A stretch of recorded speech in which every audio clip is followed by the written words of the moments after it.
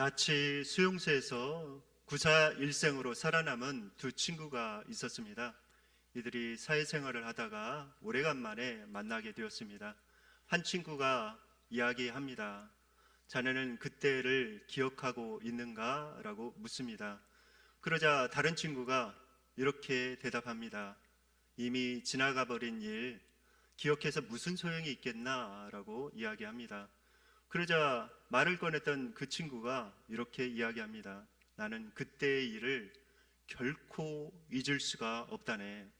특별히 우리에게 위해를 가한 그 사람들을 생각만 하면 치가 떨린다네 라고 하면서 두 주먹을 불끈 쥐고 부르르 떱니다.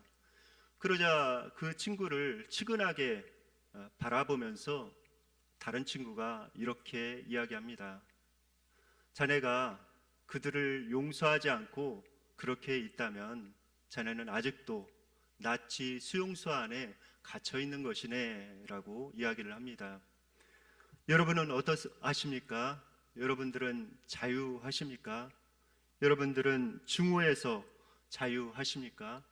원한과 복수의 마음에서 자유하십니까? 폴 틸리는 이런 이야기를 했습니다. 과거를 버리지 못하면 그것이 현재의 굴레가 된다라고 이야기했습니다. 그렇죠. 과거에 우리가 받았던 그 상처들을 우리가 해결하지 못한다면은 그것이 현재의 굴레가 되어서 앞으로 나아가지 못한다는 그런 말씀입니다. 그런데 상처받은 그 과거의 마음을 깨끗하게 치유할 수 있는 그런 방법은 무엇일까요? 그것은 회개와 용서입니다. 먼저 자신의 죄에 대해서 회개를 해야 되죠. 그리고 난 다음에 용서해야 합니다. 오늘은 주기도문 6번째 시간으로 우리에게 잘못한 사람을 용서해 준 것 같이 우리 죄를 용서해 주시고 라는 부분을 살펴보도록 하겠습니다. 헬라어는 굉장히 정교합니다. 성경에 헬라어로 기록된 것에는 분명히 하나님의 섭리가 있습니다. 우리가 사랑하면은 우리나라 말로는 그냥 하나죠. 그런데 헬라어로는 사랑도 여러 종류가 있습니다. 그리고 우리 성경에는 죄라는 그런 낱말이 그냥 죄라고 이렇게 기록되어 있습니다. 그런데 성경에는 다양하게 이 죄에 대해서 헬라어 낱말을 사용해서 이렇게 표현하고 있습니다. 그 중에 몇 개만 여러분들에게 소개시켜 드린다면은 첫 번째로 하말티아입니다. 이것은 관역을 조준해서 화살을 쏘았는데 빗나갔다는 그런 의미를 지니고 있습니다. 이것은 무엇인가? 우리가 하나님의 말씀에서 벗어나면은 죄라고 이렇게 말씀하고 있습니다. 특별히 우리가 하나님의 말씀을 지키지 않으면 죄라고 말씀하고 있는 것이죠. 그런데 우리는 죄라고 할 때 소극적인 의미에서 죄를 생각합니다. 내가 어떤 것을 안 했으면 됐다 이렇게 생각을 합니다. 그런데 성경에서는 적극적으로 우리에게 명령하고 있죠. 사랑하라고, 용서하라고, 또 다른 사람을 돌보라고, 구제하라고 말씀하고 있습니다. 그러므로 우리가 소극적인 의미에서 어떤 것을 안 했다고 하더라도 우리가 하나님께서 명령하신 내 이웃을 내 몸과 같이 사랑하라, 또 용서하라, 또 구제하라 라는 그런 명령을 지키지 않았다면 그것 역시 죄가 됩니다. 또 헬라어 원어로 죄라는 그런 낱말이 아노미아라는 그런 단어가 있습니다. 이것은 무슨 뜻이냐면 노미아가 원래 율법이라는 뜻입니다. 그런데 아가 붙어서 불법이라는 그런 뜻이 있죠. 법이 없는 상태를 의미합니다. 이것은 무슨 죄인가? 내가 중심이 되어서 내가 그냥 모든 옳은 것, 그른 것을 판단하면서 생활해 나가는 그런 것을 의미하고 있습니다. 하나님의 말씀이 있죠. 하나님께서 분명하게 정해놓은 기준이 있습니다. 그러나 그것과는 상관없이 내가 그냥 주인이 되어서 내가 판단하고 내가 생각한 것이 옳다고 생각하면서 살아가는 것이 죄라고 말씀합니다. 사람마다 각자 그 개통 철학이 있죠. 길거리에 지나가는 사람, 그 누구에게 물어봐도 자기의 그런 개통 철학이 있습니다. 자기가 생각한 것이 다 옳다고 이렇게 생각하면서 살아갑니다. 그런데 성경은 그것이 죄라고 말씀하고 있습니다. 내가 주인이 되어서 정말 그것을 다 판단을 하고 그렇게 살아가는 것 자체가 죄라고 성경에서는 말씀하고 있습니다. 그리고 중요한 단어로 또 오헤일레마라는 그런 단어가 있습니다. 이 단어는 부채라는 뜻입니다. 부채, 채무라는 그런 의미를 가지고 있습니다. 오늘 본문에 나와 있는 그 죄가 바로 부채를 의미하는 그런 내용입니다. 여러분들 빚을 지면은 어떻습니까? 빚을 지면은 그 빚을 갚아야 하죠. 그 빚을 갚지 않으면 어떻게 됩니까? 계속해서 이자가 불어납니다. 그래서 정말 그 부채가 나를 억제하게 되지요. 그 부채를 다 갚기 전까지는 상당히 힘이 듭니다. 그런데 이 부채의 문제는 나 혼자 뉘우친다고 해결되는 것이 아닙니다. 나 혼자 이것을 잘못했습니다 라고 털어낸다고 해결되지 않지요. 내가 빚을 진 그 사람에게 가서 그 빚을 다 갚아야 그 부채의 문제가 해결이 됩니다. 그러므로 우리는 생각해야 합니다. 이 죄의 문제, 특별히 다른 사람과의 관계에 있어서 내가 죄를 지은 그 죄의 문제는 반드시 그 당사자와 더불어서 해결을 해야 합니다. 그것을 해결하지 않으면 죄의 장부에 기록되어 있어서 나중에 결산해야 합니다. 예수 그리스도와 또 하나님과 1대1로 만나는 그 순간이 있죠. 하나님의 심판대 앞에서 계산할 날이 있습니다. 만약에 내가 그것을 갚지 못하고 그 심판대 앞에 선다면은 분명히 하나님께서 그 문제에 대해서 엄히 우리를 책망하실 것입니다. 그 누군가 대신이라도 그 빚을 갚아야 하는 것이죠. 그런데 다행히도 우리 주님께서 십자가상에서 우리의 그 빚을 갚아 주셨습니다. 십자가상에서 자신의 생명을 내놓고 하나님께서는 우리의 죄를 다 갚아 주셨습니다. 예수님께서 다 이루었다라고 말씀을 하셨죠. 그런데 헬라어 원어에 보면은 다 이뤘다는 말이 테텔레스타이라는 단어를 쓰고 있습니다. 이 단어는 값을 다 치루었다라는 그런 말씀입니다. 예수님께서 십자가상에서 우리를 위해서 값을 다 치러 주셨습니다. 이 얼마나 큰 은혜가 되는 그런 일입니까? 이런 은혜가 없었다면 우리는 도저히 구원받을 수 없는 그런 사람입니다. 여러분들은 여러분들 스스로 죄인이라고 생각하십니까? 세상에 죄인이 아닌 그런 사람이 있을까요? 성경에서는 죄에 대해서 이렇게 이야기를 합니다. 마음속에 그런 죄된 마음을 품는 것 자체가 죄라고 말씀하고 있습니다. 그러니까 다른 사람을 죽이고 싶은 마음이 막 생겼다. 그러면 그것이 이미 죄라고, 이미 형제를 살인하였다고 예수님께서 말씀하셨습니다. 여자를 보고 음욕을 품는 자마다 그 마음에 이미 간음하였다고 우리 주님께서는 말씀하셨습니다. 그러므로 우리 하나님께서 보시는 기준은 무엇인가? 마음입니다. 마음 중심에서 그런 죄악된 마음을 품고 있는가? 그것을 기준으로 해서 우리를 판단하십니다. 로마서 3장 10절 12절에서 하나님께서 이렇게 말씀하고 있습니다. 다 함께 읽으시겠습니다.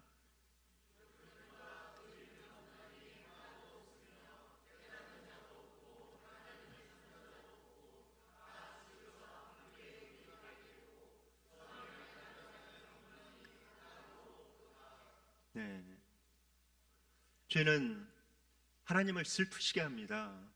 그리고 사람 간의 그런 관계를 파괴합니다. 그게 죄가 하는 그런 역할이지요. 하나님께서는 이 죄에 대해서 끔찍하게 싫어하십니다. 여러분들 십자가를 보시면 여러분들은 무엇을 생각하십니까? 많은 사람들이 십자가를 보면 하나님께서 우리를 이만큼 사랑하신다. 예수님께서 우리 죄를 대속하시기 위해서 십자가에 그렇게 달리셨다. 그것을 생각하면서 하나님의 사랑에 대해서 많이 생각합니다. 그러나 그 이면 또한 생각해야 합니다. 하나님께서 죄에 대해서 어떻게 다루시는지, 하나님께서 죄를 얼마나 미워하시는지 우리는 기억해야 합니다. 가차 없으시죠? 자신의 독생자 아닙니까? 독생자를 십자가에 매달리게 해서 처형할 정도로 죄에 대해서는 가차없이 심판하시는 분이 우리 주님이십니다. 우리 하나님께서는 사랑의 하나님뿐만 아니라 공의의 하나님이십니다. 반드시 죄에 대해서는 간과하지 아니하시고 죄에 대해서는 반드시 그 값을 요구하시는 분이 바로 우리 하나님이십니다. 그러므로 이 죄에 대해서 우리가 심각하게 생각해야 하죠. 오늘 본문에 보면은 우리 주님께서 우리가 우리에게 잘못한 사람을 용서해 준 것 같이 우리 죄를 용서해 주시고라고 기도하라고 말씀합니다. 그런데 우리 주님께서 이 부분이 굉장히 중요하다는 것을 강조하고 있습니다. 주기도문을 제자들에게 가르치신 다음에 또 반복해서 이 부분에 대해서 강조하고 있습니다. 오늘 본문 마태복음 6장 14절로 15절 말씀 다시 한번 다 함께 읽으시겠습니다.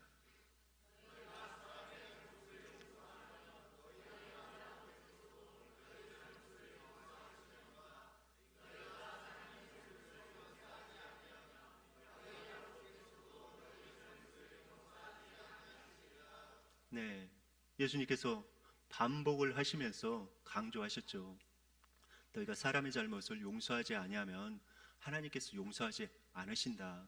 그러므로 반드시 용서해야 한다라고 말씀합니다.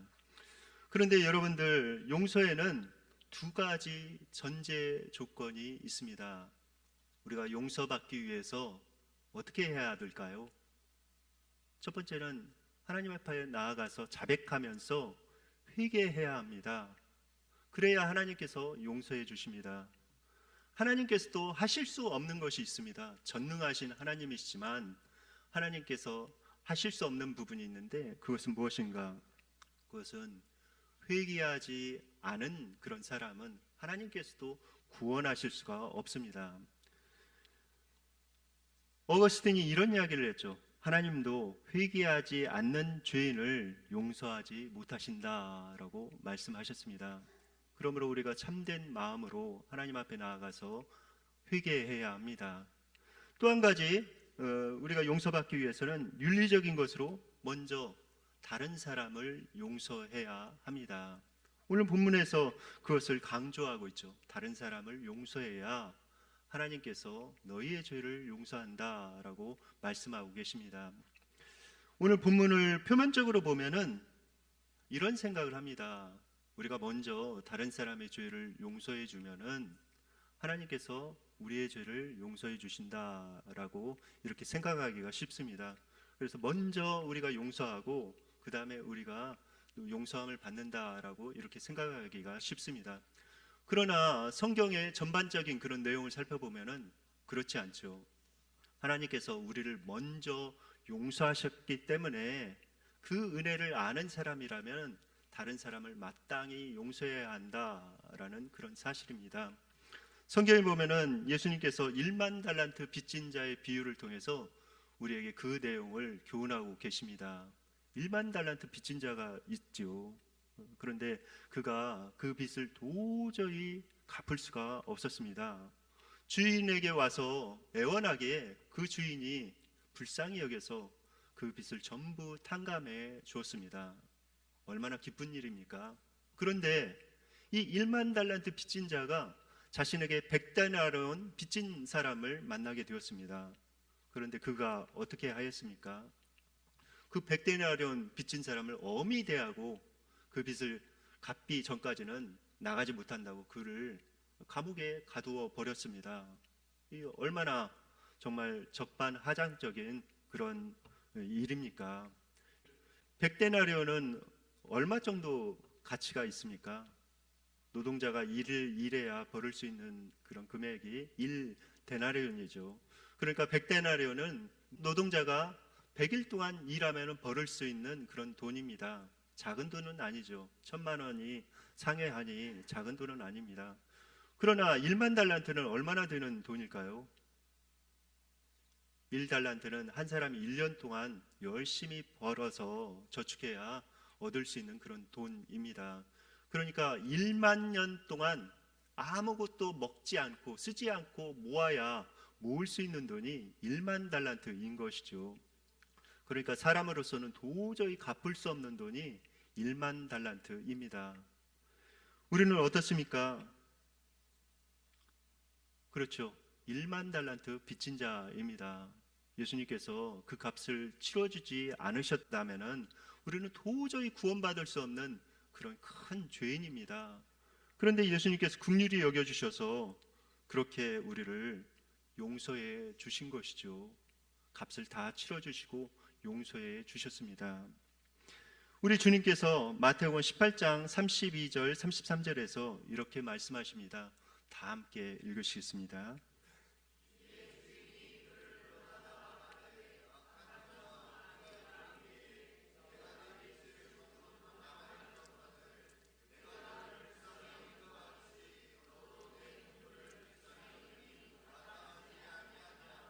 네, 어떤 말씀입니까?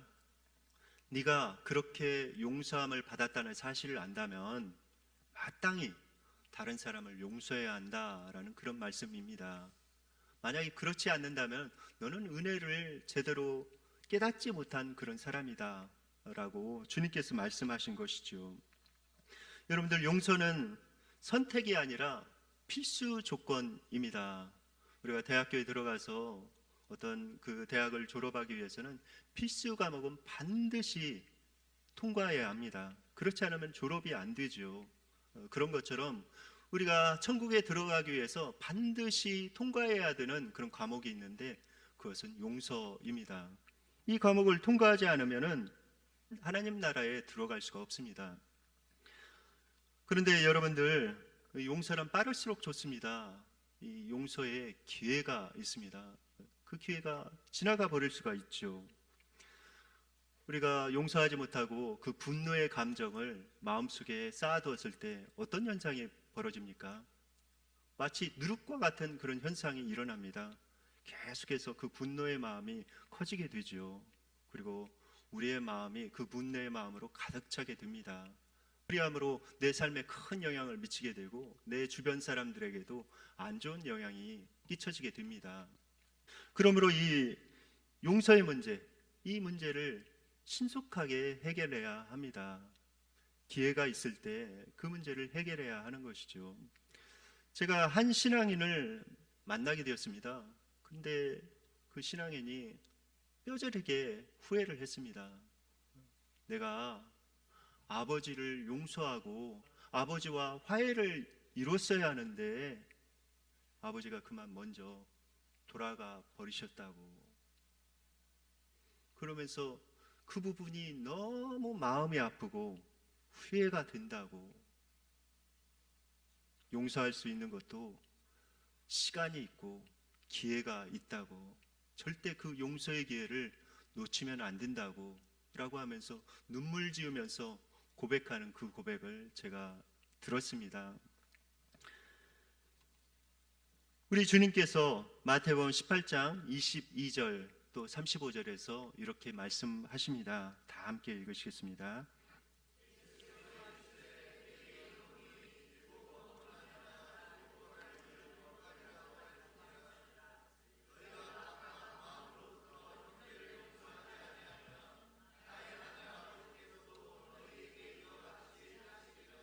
네, 우리 주님께서 용서를 하되 7번씩 70번까지라도 용서를 해야 된다라고 말씀하신 것이죠. 그러니까 용서에 한계는 없다. 무조건적으로 용서해야 된다라고 말씀하십니다. 그러면서 또 한 가지 말씀을 하세요. 용서를 할 때 건성으로 용서하지 말아라라고 말씀하십니다. 그러니까 건성으로 말로만 용서한다라고 해서 되는 것이 아니죠.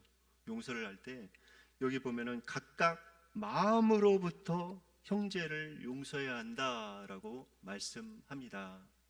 마음 중심에서부터 용서를 해야 그것이 참 용서이고 너에게 진정한 유익이 있다라고 말씀하시는 것이죠. 여러분들, 세계 제1차 세계대전이 어떻게 해서 일어난지 아십니까? 그것은 한 나라의 황태자가 저격을 당해서 죽게 되었습니다. 그래서 이제 보복이 이어진 것이죠. 보복하자 더 큰 보복이 이렇게 뒤돌아왔습니다. 결국 그것이 나라 간의 전쟁으로 번지게 되었습니다. 또 다른 나라들이 그것에 참전을 하면서 제1차 세계대전으로 번진 것이죠.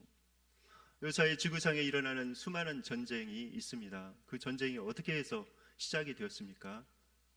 그것은 용서하지 못하는 그 마음 때문에 시작이 된 것입니다. 그 나라의 지도자가 그 부분에 대해서 용서하지 못하고 양보하지 못하고 그렇게 됨으로 인해서 그런 전쟁이 시작된 것이죠. 참으로 심각한 문제가 아닐 수가 없습니다. 용서하지 못하면은 그 마음에 끊임없는 그런 전쟁이 일어나고 또 다른 사람과도 마찬가지입니다. 정말 그 분노의 마음, 증오의 마음을 가지고 살아가면은 주변에 있는 사람도 참 힘들어지죠. 그러므로 이 문제를 잘 해결하는 것이 필요합니다. 헤럴드 브롬필드라는 사람이 있었습니다. 이 사람은 아버지와의 관계가 매우 좋지 않았습니다. 아버지는 매우 딱딱한 사람이었고 율법적인 그런 사람이었습니다. 굉장히 경직된 사람이어서 아버지와의 관계가 굉장히 좋지 않았습니다. 그래서 이제 성인이 되어서는 아버지와의 그런 연락을 끊고 그냥 대면대면한 그런 사이로 살고 있었습니다. 그런데 어느 날 소식을 듣게 됩니다. 아버지가 암에 걸려서 이제 곧 죽게 되었다는 소식을 들었습니다. 그가 그 소식을 듣고 나서 그래, 아버지와의 관계를 회복해야 되겠다라는 그런 생각을 하게 됐습니다. 그래서 아버지를 찾아간 것이죠. 아버지를 찾아가서 아버지를 이렇게 꼭 껴안아 드렸습니다. 그런데 아버지의 어깨가 딱딱한 것입니다. 굳어져 있습니다. 그리고 아버지의 손도 딱딱하게 굳어져 있습니다. 그는 이렇게 포옹하면서 느꼈죠. 아버지가 나의 이 포옹을 받아들이고 있지 않구나. 아버지가 차가운 마음을 가지고 나를 대하고 있구나라는 그런 생각을 하게 됩니다. 그러면서 마음속에 막 분노가 이렇게 올라옵니다. 그래, 그냥 아버지 이대로 죽게 그냥 놔드릴까? 그런 마음이 막 마음속에 일어납니다. 그런데 한편으로 그런 마음을 딱 내려놓고 아니야, 그래도 아버지와 끝까지 화해를 하고 아버지가 평안한 마음으로 가게 하셔야지, 이런 마음이 들었습니다. 그래서 그는 자신의 자존심을 다 내려놓았습니다. 자존심을 다 내려놓고 아버지를 계속해서 찾아갑니다. 찾아가서 계속해서 안아드립니다. 1번, 2번, 3번, 그리고 10번, 30번, 50번, 그리고 100번 찾아갑니다. 그런데 100번째 찾아가서 아버지를 이렇게 꼭 껴안아 드렸을 때 놀라운 변화가 있었습니다. 아버지께서도 마음이 다 풀려서 이제 그 아들을 꼭 껴안는 것입니다. 진심으로 두 사람이 꼭 껴안고 정말 화해를 합니다. 아버지가 이런 고백을 하죠. 아들아, 나도 너를 사랑한다. 그런데 그 표현이 아버지가 그 아들에게 한 최초의 애정 표현이었다고 합니다. 뜨거운 회복과 화해가 있었습니다. 여러분들, 우리가 다른 사람과 진정한 화해를 이루려면은 먼저 자존심을 내려놓아야 합니다. 자아를 십자가에 못 박아야 우리는 다른 사람을 용서할 수가 있습니다. 우리는 십자가를 잘 바라보아야 합니다. 예수 그리스도를 바라봐야 하는 것이죠. 그리스도 예수의 사람들은 그 정과 욕심을 십자가에 못 박았느니라 라고 말씀하고 있습니다. 여러분들은 그 정과 욕심을 십자가에 못 박으셨습니까? 이제 여러분들 안에 여러분이 아니라 예수 그리스도가 사십니까? 고백을 분명하게 하고 내 자존심을 다 내려놓아야 진심으로 다른 사람을 용서할 수가 있습니다. 예수님께서는 십자가상에서 자신을 조롱하고 자신을 못 박고 또 자신을 욕하는 사람들을 향해서 이렇게 기도하셨습니다. 아버지, 저들을 사하여 주옵소서. 자기들의 하는 일을 알지 못함이니이다 라고 기도하셨습니다. 여러분들, 그 예수님께서 십자가상에서 기도하신 그 기도를 마음속에 잘 새겨야 합니다. 아버지, 저들을 사하여 주옵소서. 자기들의 하는 일을 알지 못함이니이다 라고 기도하시며 우리를 용서하셨던 그 용서의 기도를 우리는 잊지 말아야 합니다. 용서는 천국에 가는 절대 조건입니다. 다른 것은 하나님께서 완벽을 요구하지 않으세요. 그런데 우리에게 예수님께서 한 가지 완벽할 것을 요구하는 것이 있습니다. 그것은 용서이지요. 우리가 천국에 가려면 어떻게 해야 됩니까? 우리는 믿음을 가지면은 그냥 천국에 간다 이렇게 생각합니다. 그런데 성경을 자세히 읽어보면은 예수님께서 몇 가지 말씀하신 게 있어요. 천국에 들어가는 사람은 이런 사람이다 라고 하면서 말씀하신 그 말씀이 있습니다. 첫 번째는 믿음이지요. 두 번째는 무엇입니까? 예수님께서 이런 말씀을 하셨습니다. 너희가 돌이켜서 어린아이와 같지 아니하면 결단코 하나님의 나라에 들어갈 수 없느니라 라고 주님께서 말씀하셨습니다. 정말 순수한 믿음, 순수한 어린아이와 같은 그런 마음이 있어야 된다라고 말씀하신 것이죠. 그리고 마지막으로 주님께서 말씀하신 것이 바로 용서입니다. 다른 사람을 용서해야 내가 너의 죄도 용서할 수 있다라고 말씀하셨죠. 우리가 주기도문을 드리면서 오늘 우리에게 잘못한 사람을 용서해 준 것 같이 우리 죄를 용서하여 주십시오라고 진심 어린 마음으로 기도할 수 있어야 하겠습니다.